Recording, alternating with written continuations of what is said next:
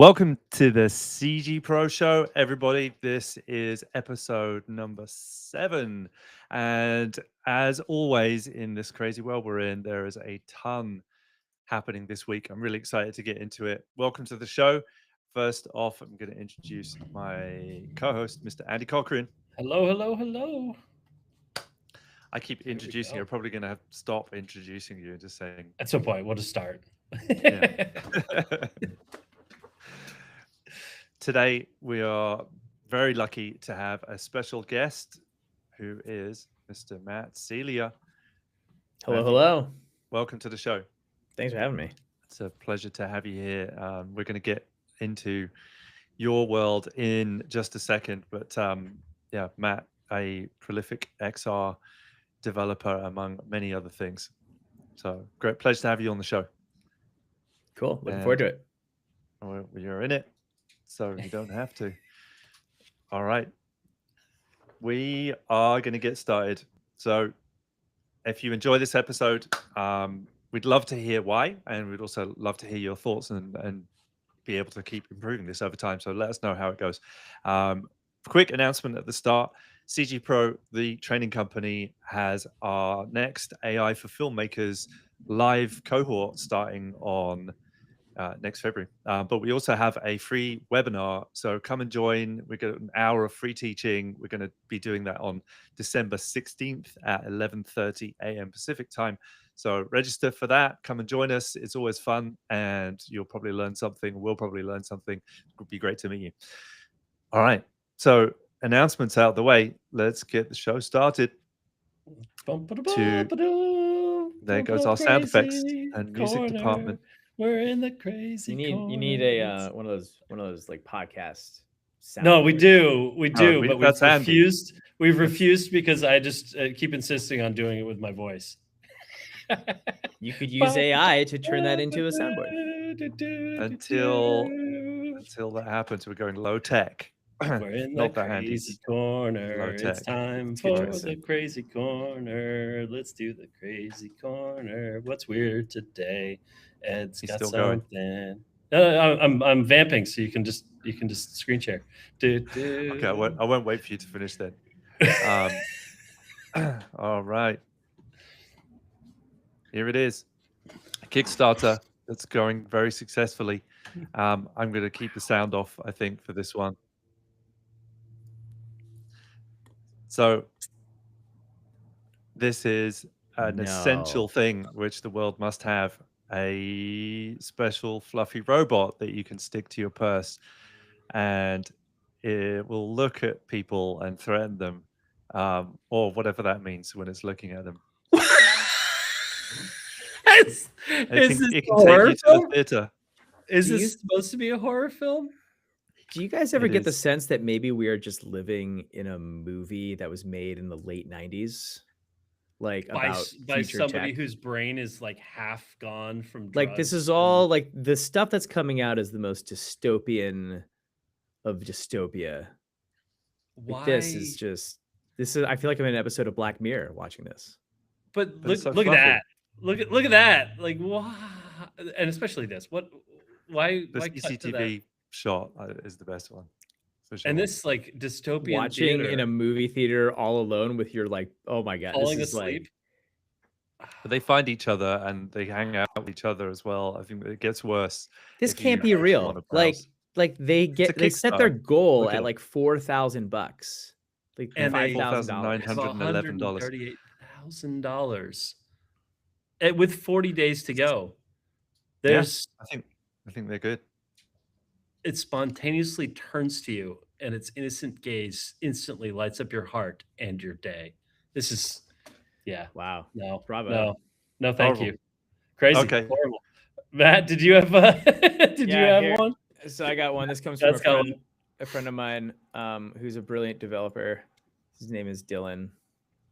And this is a GitHub repo for it's everything you need for an ant colony to play and broadcast MIDI OSC via a Dockerized server to listen to LAN MIDI and broadcast it over the network. So if you Finally. have an ant colony just in your house lying around and you want to make real music, this is everything you need to get started.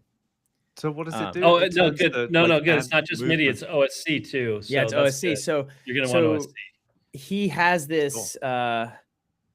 He has all the stuff here. I wonder if he has the website address here. What does to it do do? this. Does it turn the motion of the ants into MIDI? Yeah, and so it plays Music. music, but also I think he has used it to generate hash keys for cryptography. Amazing. Amazing. Because It's the the ants are very Cloudflare lava lamp. Yeah. random. Yeah, it's a Cloudflare lava lamp, but with ants. A biological noise generator. Yeah, finally. I'm gonna let's This put is the important. link This to seems that important. I was Seems talking to more him about important than the this, last one. and fun fact is he started this project thinking it would just be like a throwaway weekend project, but ants, it turns out, live for a really long time.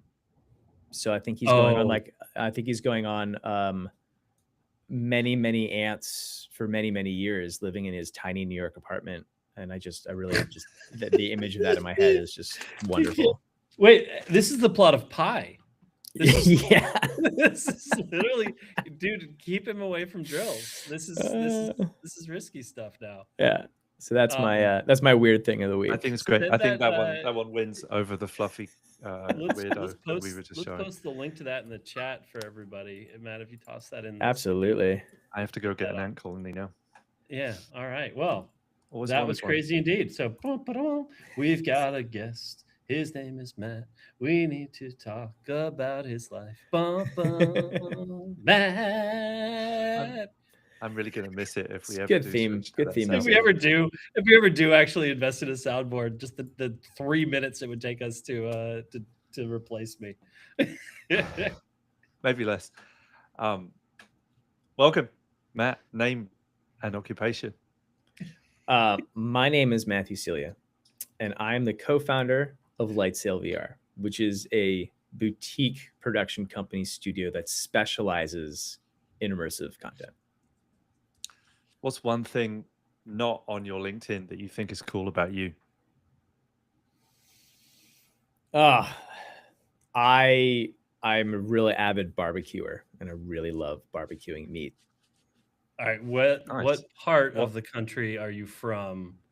I'm from New Hampshire, which does not have a robust barbecue famous for scene. barbecue. No, lobster. Lobster. Barbecued lobster. Maine, Maine, close. but still good eaters. New Hampshire doesn't really have anything anymore. No. That's why I left. Yeah, no. But which part? One of my favorite little things is getting people from different parts of the South to start fighting each other about rub versus smoke versus whatever. Yeah, but I think that's the beautiful thing about barbecue, right? Is it's so personalized and it's so individual and it's so like there's room for everything. And I'm very much against the monolithic culture, like this is the thing that's everything. Like I love the individuality of it all, and I love that connection of like place to food. Yeah. It's why like LA is a food city more than New York, even though New York has amazing restaurants. LA, as Jonathan Gold would say, the LA Times, he'd say people here cook for their neighborhood. Yeah. And I love that. And I think that, for me, cooking is a love language of how I connect to people a lot of the times, because sometimes I can really delve into like the real nerdy technical, and I feel like it's like borderline like autistic. And then, but food is something that brings everyone together. And it's like kind of how I express like my love is like, I'll cook a meal for you. So like, if you're having a bad day, call me up. I will make you something and you will feel better. Are you a smoker, a rubber, a saucer? You're just sort of whatever. So I definitely have a rub that I like to use, and different rubs for different meats. You want a little more black pepper if you're going beef, you want a little more brown sugar if you're going pork.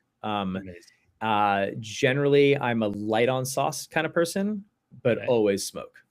Okay. All right. Your swath, your alliance has been declared. Yeah. I'm a big Kansas City fan. I like that part. There you go. I was gonna say it's little Kansas City there. Yeah. So horrible question next. Where do you think the media industry, entertainment industry is going, given this crazy moment that we're in? Yeah. We're undergoing a huge shift, I think. And I've been talking about this a lot. But shifts like this have happened before, and they've happened to other industries. And the closest thing that I can compare this to, I listened to an amazing podcast on The Verge about LimeWire.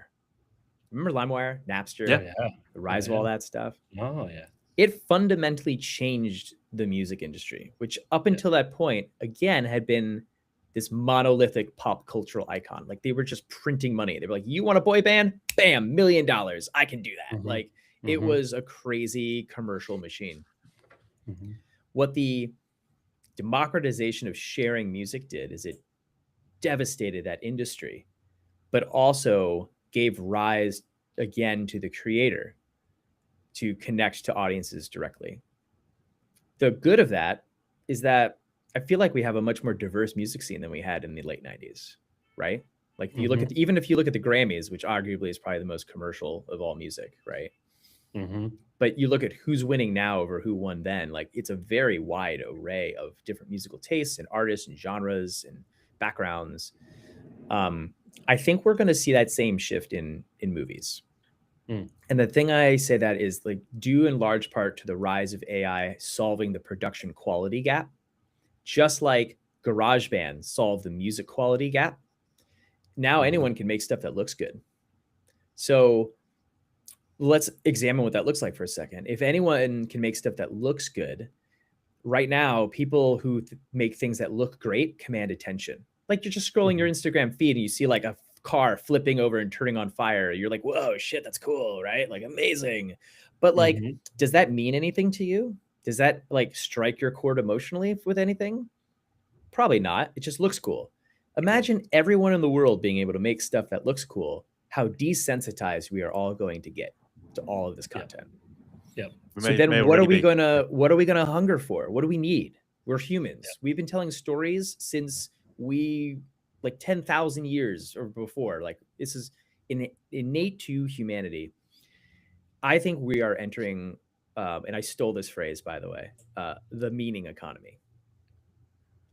I thought you were going to say barbecue, but I mean, that's where I find meaning. But we've been in this attention economy for the last decade. I think ever since the rise of social media, where it's just like ping, ping, ping, ping, ping, ping, ping, ping. Arguably 15, right. close to 20 years now. Yeah, 15, 20 years, right? So I think, though, that audiences, I think they're going to rebel.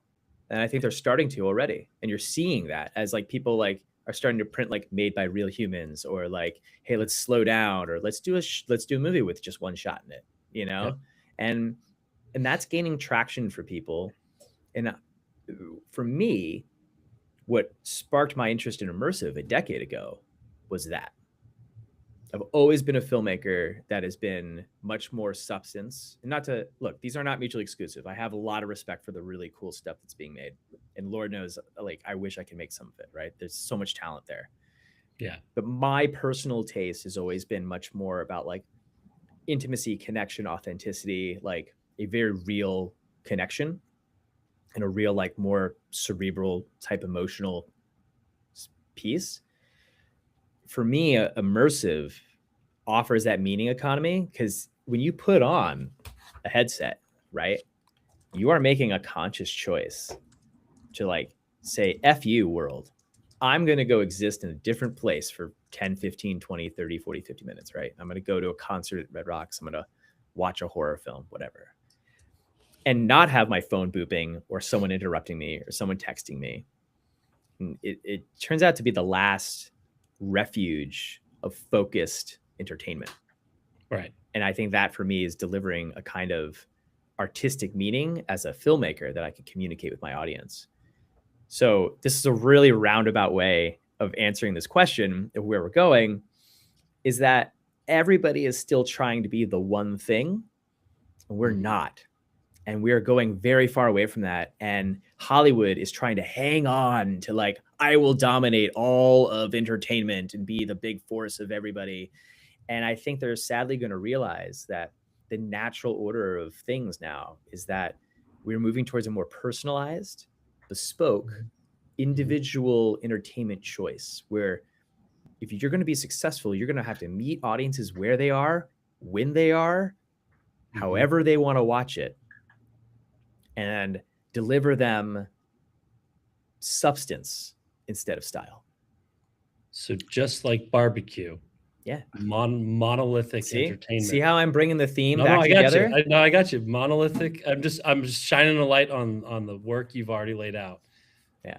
Just like barbecue, the entertainment industry is going to see the end of monolithic entertainment, where it's everyone's listening to the same songs, watching the same films, reading the same comic books, same books, etc.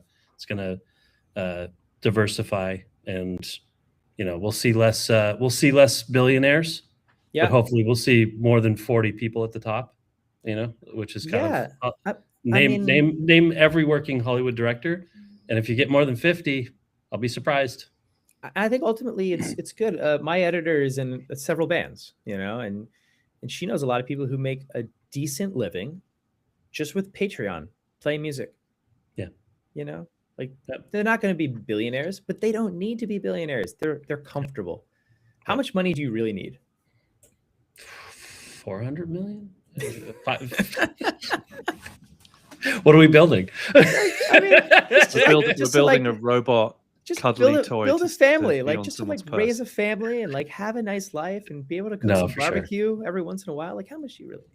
Well, and which is a perfect segue to our next. This is a segue. This is a transition into today's topic. And is immersive doing okay? Is Andy doing okay? Is immersive doing okay? Is the vibe check of vibe check? How's it doing? Doing great. It's a clickbaity headline, but it is. I mean, okay. The problem with immersive is there's no. Here we go. There's no economy.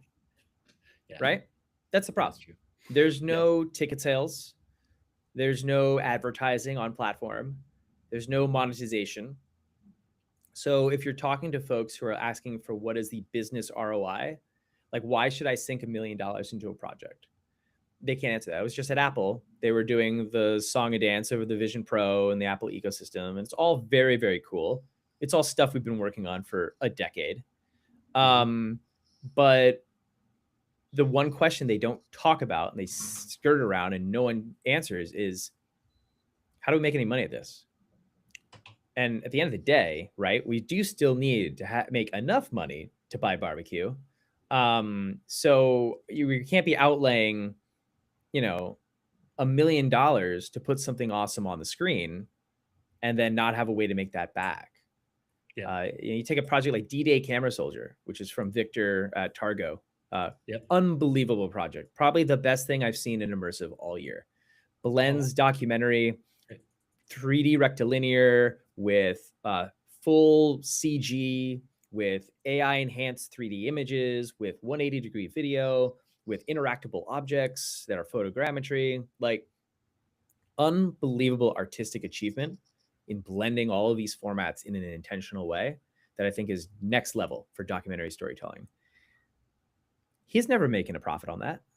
Yeah.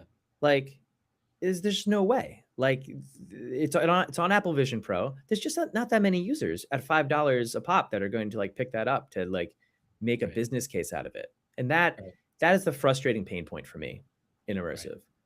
But immersive is good. Specifically in headset world. Right. Yeah. Right. There's XR many specific types, I guess. So I think you're seeing a rise of Dome. That's what the Sphere is doing. That's what Cosm's doing, because these are ticketed experiences, and you're seeing the rise of things like the Luminarium and other it's kind of like a better version of the Van Gogh exhibit that was at every city during the pandemic. Yeah. But these are ticketed events, and Andy, you talk a lot about the third place, and humans, I agree with you, are hungry for that third place. They do want to get out and experience things together. Yeah. So you mean Starbucks? Yeah, well, maybe better than Starbucks. Panera with the caffeinated lemonades. Just one per customer. Just one per customer. I think that we maybe need to look at a model just like the traditional studio system, where you have a theatrical run, like an LBE run. Yep. And then it goes into the headset for those who either don't have access or want to relive it again. Right. So what are you excited about in it? What are you guys making? How are you enjoying it currently, the immersive space?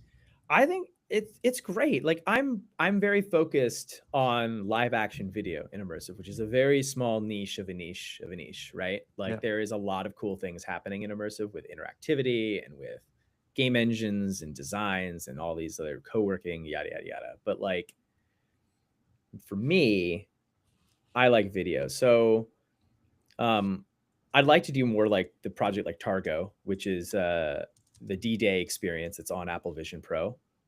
That is a really incredible piece. So I want to do more of that, but we're currently What's working that? on. Is that like a video based thing or a more 3D? Yeah, based? it's it's a little bit of everything, which is cool. So it starts off.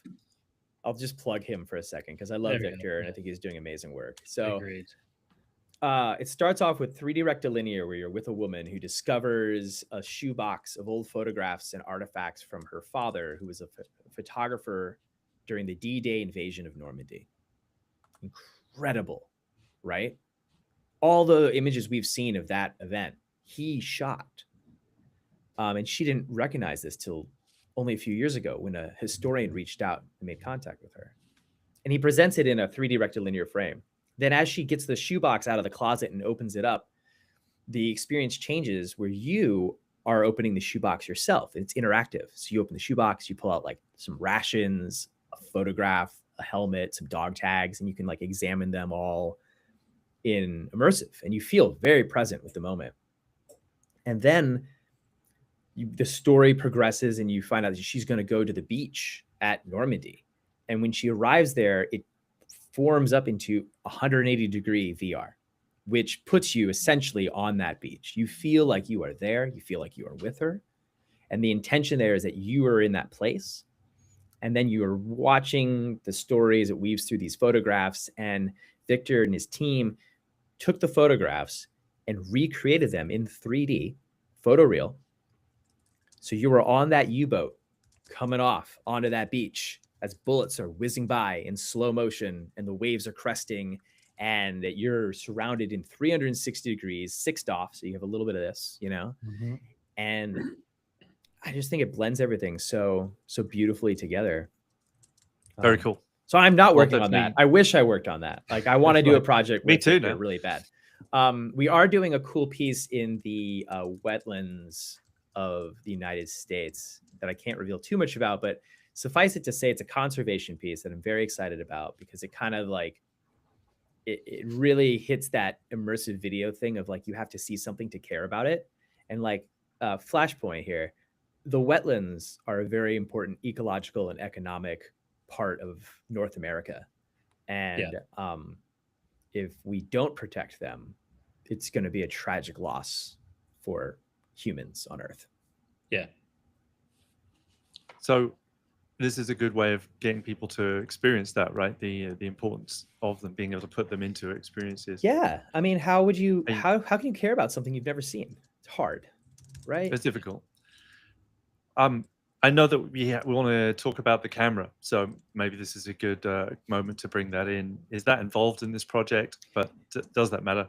I would love you to talk about the camera.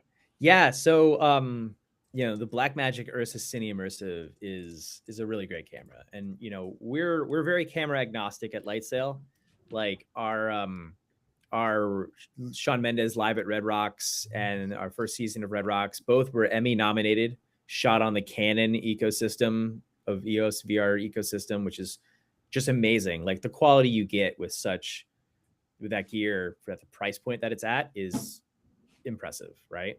But when Blackmagic partnered with Apple, you know, the unique thing about Blackmagic is they own the pipeline from sensor all the way through delivery. Because you're shooting on a Blackmagic camera, you're processing it in DaVinci Resolve, and then you're exporting it out for headset. And the Apple Blackmagic partnership there was pretty awesome. So we jumped right on board because the specs alone on paper are incredible. It's an 8K per eye sensor. That's 8160 by 7200 per eye. It's a 210-degree lens. So your pixels per degree right off the bat, and pixels per degree, by the way, that's the real measure of quality, not resolution. Resolution is a marketing thing, but PPD is what actually matters. It's double of what you get on any other system. It's like 44 pixels per degree. It's great. 60 pixels per degree, by the way, is considered human retina vision. So we're not quite there yet, but we're getting a lot closer. That alone is amazing. It shoots 90 frames a second. It's a fixed lens. It's a fixed aperture. Why don't I show a picture of it actually real quick? Let's do it.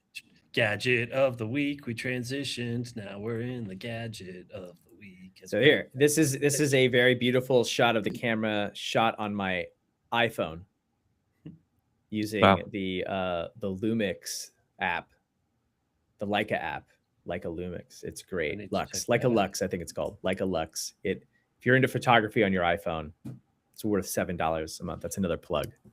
Don't have it on Android though, I guess. No. Wait, maybe. I don't know. Yeah.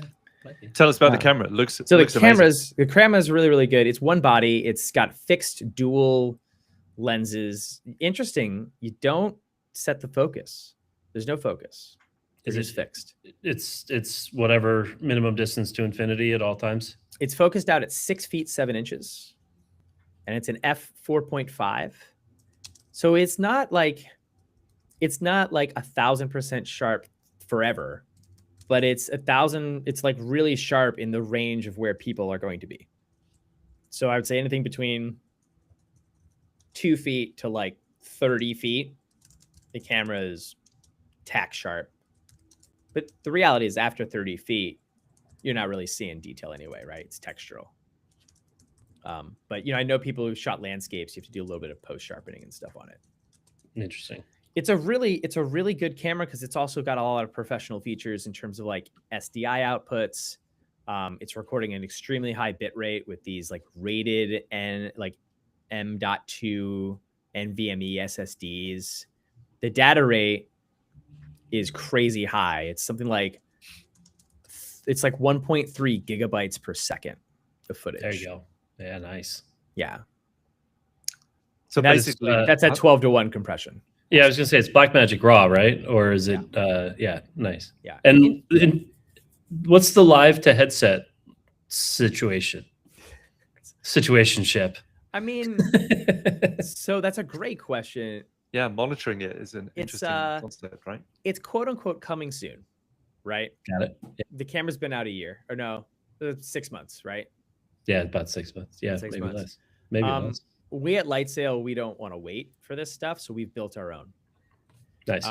So we've profiled the lenses, we created ST maps, we built a pipeline using Assimilate Scratch Live Effects that like basically takes in the output. And what's cool is you have 2 SDI outputs on the back. So one of them is doing the dual fisheye, and that we pipe into a Quest headset. Cool. And then the other one we have doing just like a single lens cropped view, like a center crop, and we pipe that out to all the flat screen monitors on set. Is that unwarped, or it's just a center of a fisheye? It's just a center of a fisheye, but the fisheyes are equisolid, so the center is actually less warped than you would expect, right? Cool. Yeah. So it's pretty nice. And so that way we've built this like dual path thing. We just ran a production recently where we had 20 headsets on set with a live wireless stream in 3D. It's 4K, so it's soft, right? It's not like super tack sharp, but as a director who's like working, you're blocking and trying to think of your depth and how are you utilizing the frame and how are people experiencing this, it's perfect. And then for everyone watching on a monitor to see like what all the 5 different cameras are doing and seeing your multi-view and then just checking other things, like we have that like more zoomed in view, which is nice because you can see a little more of the detail because it's sharper. Right. It worked really well. So this is good for shooting for essentially 180 stereo. Yeah. I'm guessing for headsets, but also could you use this to shoot for, say, the Sphere or a dome or something of that nature? I mean, I don't see why not. I mean, you would want to frame things differently. And recently, a friend of mine, Mark Davidson, who has a dome out on Catalina Island, he took some test footage that I'd shot, and we shot it, for headsets. So like the horizon was all off. Yeah. But he did say that the quality of the footage in his dome was outstanding. It just was like I bet. next level. And I mean, you guys, I think you only own one of these. There's not a lot of these in the wild. Are you finding it is sort of visibly better than the other systems you've been using, like the Canon, stereo It lens is. and It stuff? is. It is visibly better. Yeah, and that's just because the tech specs are better, right? Like it is. It's shooting at 4x the resolution, right? Because it's a Mhm. 8K per eye. There's And 2K per eye, roughly the max of headset world at the moment. kind of, it's like But weird when we talk into that's what, Ks. yeah. Doing a bit. That's like 100 and Not 100-ish. PPD. If Yeah, you're if you're out, look, when you shoot on this camera, you're still delivering an 8K file at the end of the day, right? What's being streamed out is still 8K, so it's 4K per eye at the end of the day. Even though this camera shoots 8K per eye, which is 4x that resolution, you're still only delivering 4K per eye, because to stream or download anything higher than that and to decode anything higher than that is impossible on a mobile GPU. So, Yep. but what you're getting is you're super sampling. right. And that means everything's sharper. It means your noise is much less. Your color information is much higher. It's higher, even though it's raw and you at 4x4 anyway. But it's just overall, it's good. But I will say this though, it's a $30,000 camera body, Right. I was going to ask you that. right? There it is. So I mean, I'll it take is a two. true professional camera, and I'm like there's all these people coming out. They're like, I bought a Blackmagic Cine Immersive, and they dropped like 30 grand in this camera. I'm like, great. What are you filming with it? Right.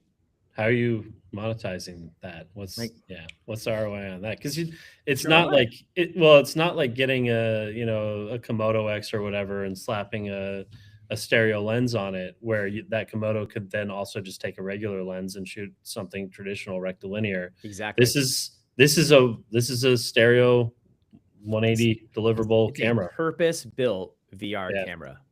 yeah, which is amazing. Yeah, and they did a great job with it. Like, I love using this camera. I think the decisions they made were all very intelligent. That's awesome. Yeah. Well, here's a segue backwards and forwards. So Andy's doing a segue. Here we go. Oh no, now that's doing the music, taking my job. What are you, AI? Oh my goodness, Andy is doing a segue.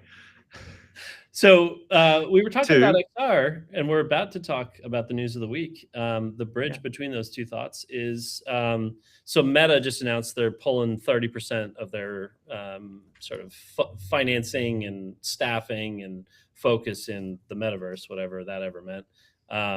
They're pulling back 30%. You had talked about, we need path to monetization for it to be, to be viable. What do you think that, I mean, obviously Meta's got its own stuff going on with AI and the world. Yeah.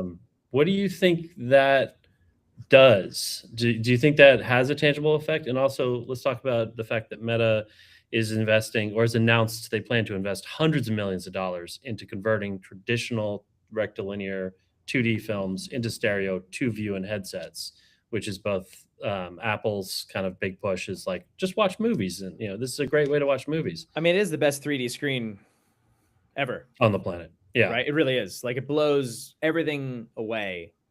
Everything. Like, even like James Cameron's theater, you watch his best projector, and then you put on a VR headset and you go, oh no, the VR headset's 10x better. Yeah. There's no crosstalk. Your brightness Yeah. levels are perfect. Your distance from the screen is, everybody in the audience has the exact same best view. Like, Yep. so your depth budget is perfect. Like, everything is really, really good about it. I always take news and rumors with a grain of salt. There's always a hint of truth to them. And then there's also always a hint of like, you're just like getting clicks, right? And Yeah. so like, if you really break down that news and you look at it, it says, okay, so they're going to pull back 30% on metaverse related stuff. But like, metaverse is a huge, diverse like concept and ecosystem. So where is it in live action video? Is it in gaming? Is it in sports? Is it in training? Is it in recreation? Is it in like, Meta has their hands in just about every corner of the market because the Quest is so popular and has so Right. many different use cases. And maybe, I don't know, like, I would follow the data. Like, what is popular? What are people spending most of their time doing? And I would argue that folks like TikTok. Meta and Apple are seeing that there's quite a few more users engaging with video than they expected. Yep. Been a crazy week, right? I mean, industry wise, we've seen a couple of really big things happening from the Netflix Warner bid. Which side one. of that?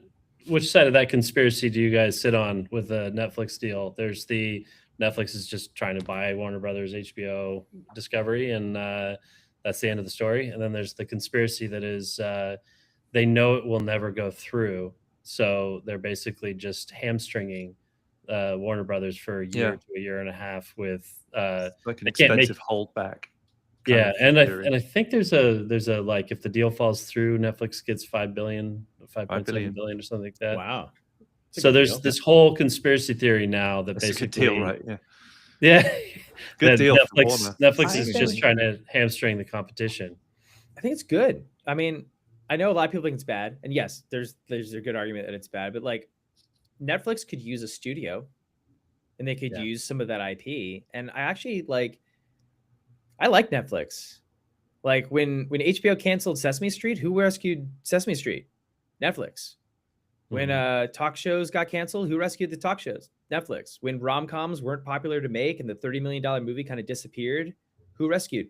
Netflix. Like, sure. They stand-up specials. They're still stand-up specials. Netflix, I mean, they're still like in the content game. And they're like, Sony Picture, here's a great example. Someone at Sony decided to pass on K-pop Demon Hunters, a coming of age story with 3 female foreign-born people like being superheroes, right? From a studio that delivered Spider-Man, like great animation. Why did they pass on that? Like, what a missed opportunity! You knew. It's worse. Oh no, Netflix. It's worse. It's worse. They didn't pass on it, so they paid $20 million or so to make it, and then just sold it to Netflix. All rights, all merch. Did they not think that it was going to be successful? Like, is that why they did it? They just thought it was going to be a bomb, right? Like who thought it was going to be good? Netflix, I think, has a track record of believing in content and taking risks. Stranger Things. I went to school with the Duffers. They've been trying to make Stranger Things like since I met them at college, and they got rejected from every studio in town, including Warner Brothers, by the way. And guess who made their show? Netflix. Well, it's good to hear the perspective, because I think the predominant one is against this move. So it's definitely good to hear a different perspective on that. Another big one for this week, we're into our news of the week section. If we didn't announce it, we got a lot to show as well. So you did the music. It felt wrong. It probably sounded wrong too. I'm excited about Paramount too, by the way, just to say, like, I don't have any sides on this story. I think great. Both good options. Yeah. So we have a whole bunch to show in this section and show as well. So real quick though, Disney signing a deal with OpenAI and simultaneously suing Google for IP infringement. So the millionaire got mugged in the alley, and as their watch was being removed and their wallet had already been taken, the billionaire said, "Hey, what if I go to that ATM and give you more money?" That's my take on the Disney deal. It's just like, what planet does going from suing or threatening to sue somebody for stealing all of your IP in the most obvious manner and monetizing it without your involvement to paying them $1 billion? Monetized though? Like, the stuff you put on Sora is not monetized. It is in a weird way. No, it is in a weird way, right? Where as it's trickling through all of the accounts that repost shit that are monetized, and as everybody's, so it's like, is OpenAI?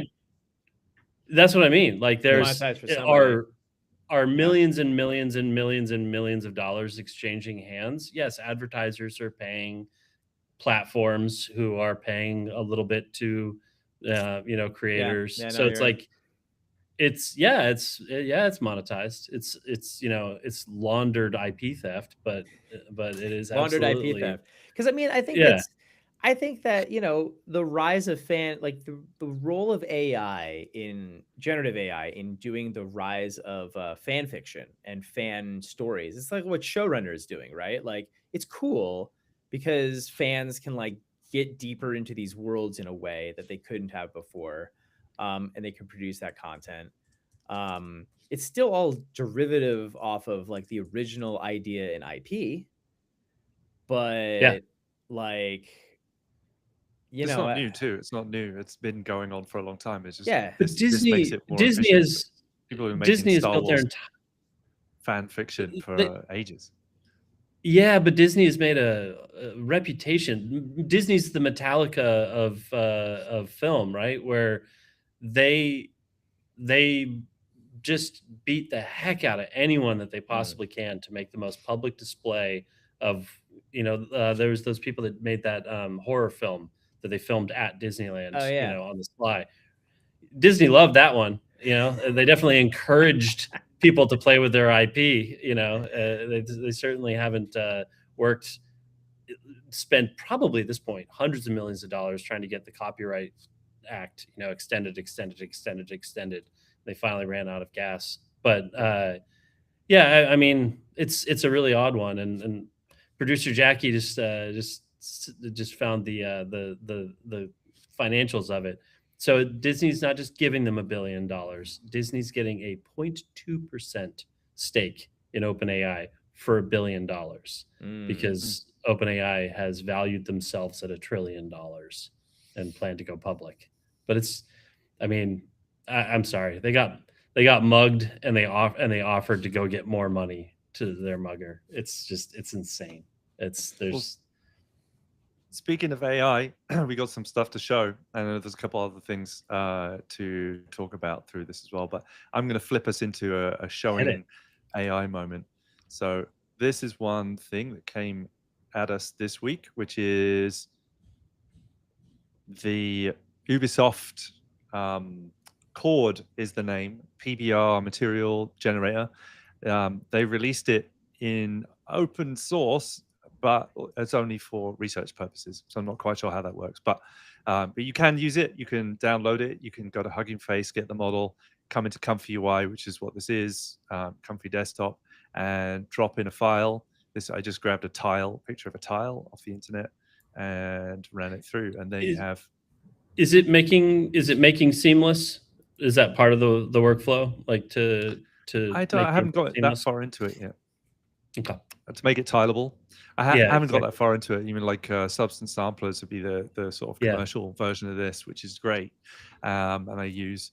I don't know, haven't got that far into it, and it's only for research purposes, so you can't actually use this in your project yet. Speaking of research purposes, Comfy UI UX designers, please pay attention. See how you can see visually how every pipe leads to its output. And just looking at this, you understand how the flow works. Wouldn't it be nice if everything was like this? And rant. Thank you for taking up my obsessive compulsion to try and change. No. I share it. I literally spend time doing this just to understand some of the workflows. Yeah, me too. Every time I get a workflow, this is the first thing I do. I won't do anything with it until I do it. And when you do it, you understand how it works. If everything's hidden behind, you no idea what. You should put all 5 of those outputs on top of each other and on the left, because they're the most important. There we go. Yeah, no, this is that's a proper one now. There you go. Now it's proper. Now it's done. There we go. Let's put the input over there as well. I look at like most Comfy UI graphs is like that meme from Always Sunny, like who is Pepe Sylvia?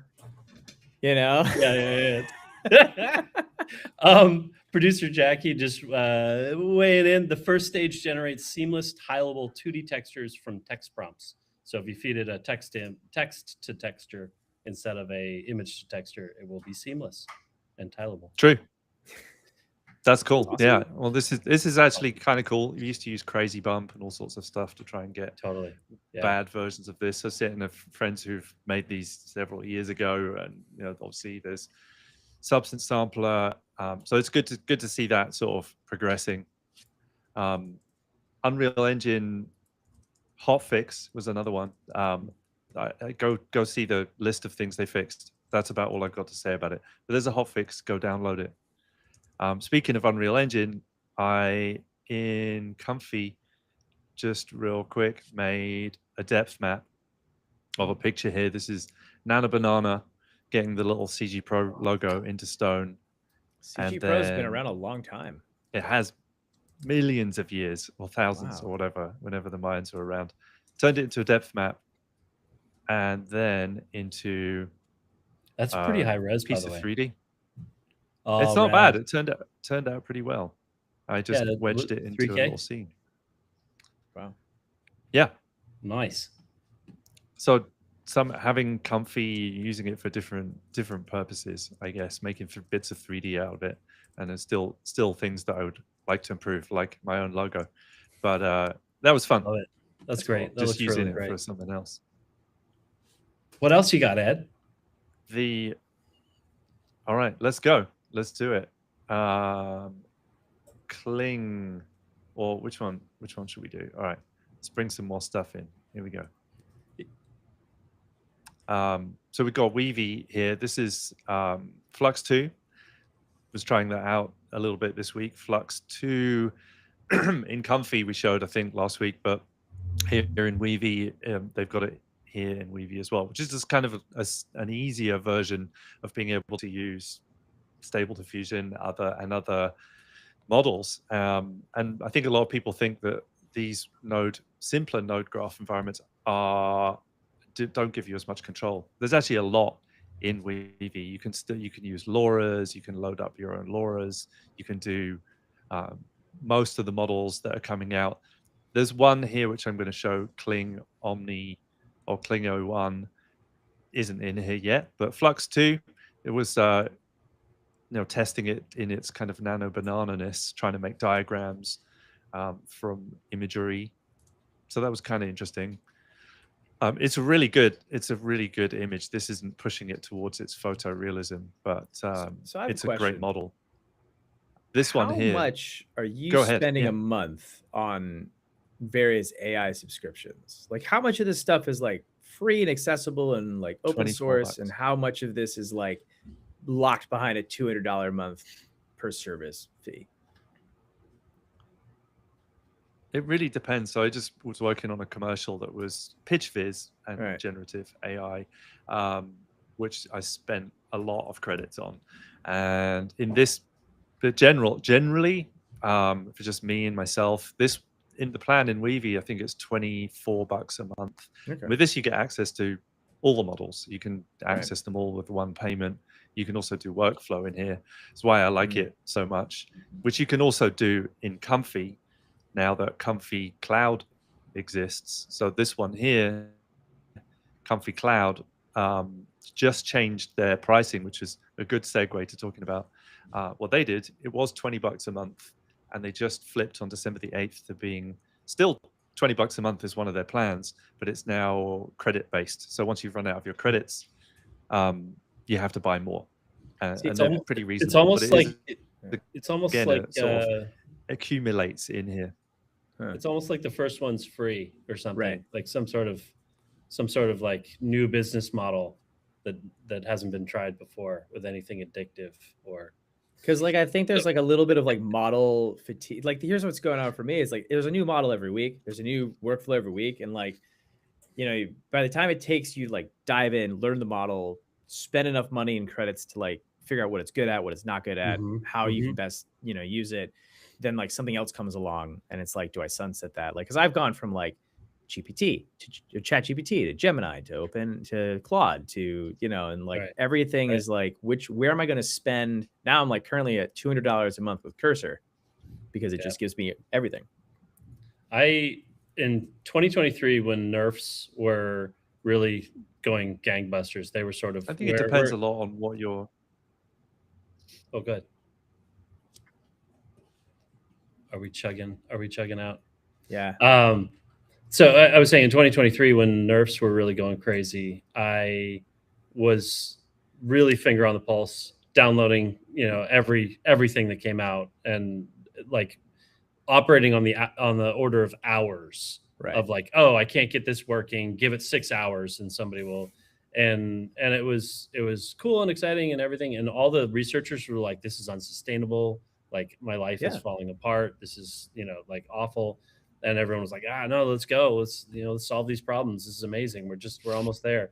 And that made me sort of step back a little bit and look at the fact that because this stuff is moving so rapidly and because everything's so incremental, like the difference between version 2.1 and 2.2 is not so earth shattering that you need to run a test suite of all of your favorite prompts to, A B and compare them and do wedges and all the stuff that, people are doing. Smart.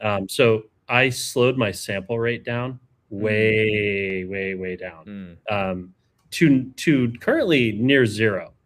And I switched my thinking from the way I've always operated was new tech comes out, figure out how it works, what's good, what's bad, put it on the shelf for when you need it. But you've already done that, days and weeks, if not months of R&D and pipeline and workflow. So you're ready to go. You're ready to move faster than anyone else.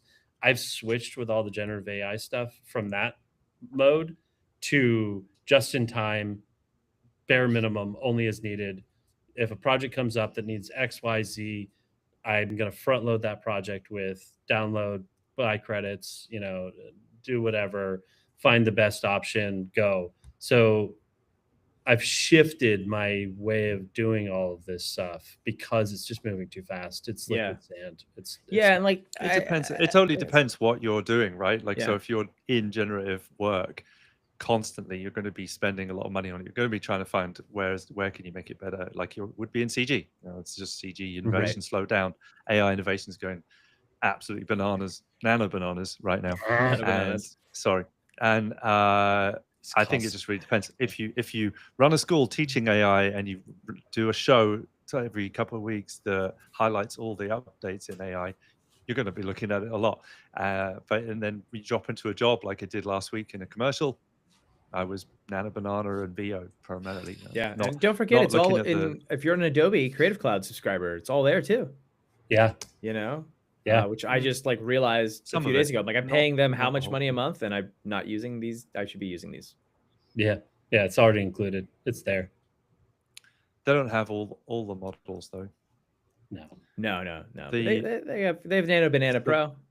They've got Flux. I think they have the big commercial ones for sure. I think this is like, if you're off towards comfy, you're looking for those newer, most cutting edge, most fringe.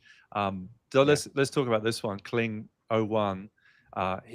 This is in Comfy Cloud. This one, there is a template if you want to go check it out. Just click on templates and go find it. I did it and then tidied it up very slightly.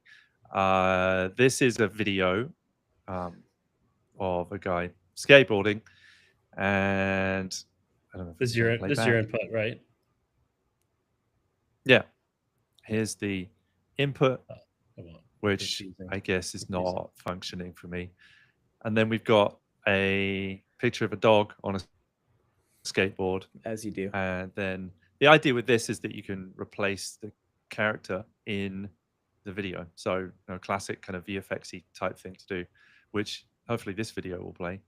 Oh, rad. Wild. So I just ran that this morning. That's wild. It's not playing back very well, but yeah, crazy. This is sort of the Nano Banana-ish kind of moment for video. That's rad. Anyway, this is playing through the cloud. It ran in, I don't know quite how long. There's almost costs like almost too many options 15 now, cents a second. Right? There's almost like you can do anything you want. So now it becomes like, well, not quite. What do you want to do? I don't think you can do anything at this moment. But so things like this are major milestones. That you couldn't do this before, and with Nano Banana you couldn't really edit imagery, and now you can kind of edit imagery really well. There's now Flux 2, which is really good, and Quen, which is really good at that. But there are some moments where we want to be able to do some of the things we used to have to do before. There's still a lot that AI can't do, in my opinion. Well, but to Matt's point too, it's like we've been talking about like the creator economy for a while, where it's it's the decade of the creators, but AI is sweeping the legs of all of the procrastinating crowd, the crowd that's just waiting for the new camera to come out, the new plugin, the new like Blender update, the new like I can't write my movie yet because Final Draft has this bug where when you go into story view, there Blame or the like tools. I We call it. Yeah, you blame- blame Workman's the blame yeah. the tools. blame the tools. And I think AI is really sweeping the leg out of a lot of those of just kind of like, I want to tell my story, but like, Hollywood won't pay for it. And it's like, okay, I mean, like, what's your story? Yeah. Why don't you Now you tell can- the $200 version of it, now and then you if it's really good, can do it. Hollywood will give you $100 million to make the $100 million version of it. What now? And it Again, is, you the see, meaning economy. yeah. Yeah, It's like, the barbecue it's a economy. great time to have the barbecue economy. The barbecue economy. It's like the bring it back. stories that actually touch people and create meaning. Mhm. Those are the ones that are gonna rise to the top. AI created Yeah. or not, it doesn't matter. Yeah, it doesn't I- matter. It's yeah. just tools. It's just tools. a dog on a skateboard moment, but the future is heart and warmth Exactly. and Yeah, real humanity. I agree Yeah. with you. Well, that's Cool. kind of like a beautiful note to get towards the end of the show on. I think brought it all Yeah. the way back round to That's called a humans callback. being nice to each other. A callback. We're gonna I make like it. barbecue. Let's make barbecue. Let's make barbecue together in Andy's amazing new studio that he's built in the third space in LA. Love that. Hint, hint. Well, gents, thanks for having me on. It's been Anytime. a lovely Yeah. conversation. No, bet. thanks for We'll do a barbecue We and an got ant it. farm. And call it a day. Ant Yeah. Farm will be the music guest is Ant Farm, Yep. not Alien Ant Farm because that's an actual thing. Can we do have a tiny barbecue for the ants, like a little mini one? Yeah. Just an idea. I know. Anyway, we'll think about it. Been a pleasure having you on, Matt. Thanks so much for taking an hour. I can't believe we actually brought it in an Yeah, hour. I was like, First wrap time. it up, Ed. Wrap it up for this. I'm very impressed, you guys. I- You this kept has us on never the happened. train. We We are could talk too. for hours. We are Well, too. let's do it again sometime. Love it. For sure. Yeah. And Thank we'll you. Love to have updates you in back. 2026. Yeah. Looking forward to it. Thank you so much. And thanks, Andy, for being a great co-host and musical soundboard extraordinaire. If you've enjoyed the show, let us know why. If you have any suggestions, let us know what they are. We'll be back again in a couple of weeks with our next show. Come and join CG Pro for our AI webinar on December the 16th at 11:30 a.m. Pacific. There should be some links going out for that. It's a great community spot. We had 133 people showed up last time. So come and meet some people, learn some stuff, and we'll see where all this is going. Enjoy, go out there, make some cool artwork, be nice to each other, eat barbecue, and we'll see you again in a couple of weeks. Take care, everybody. Thank See you. you all soon.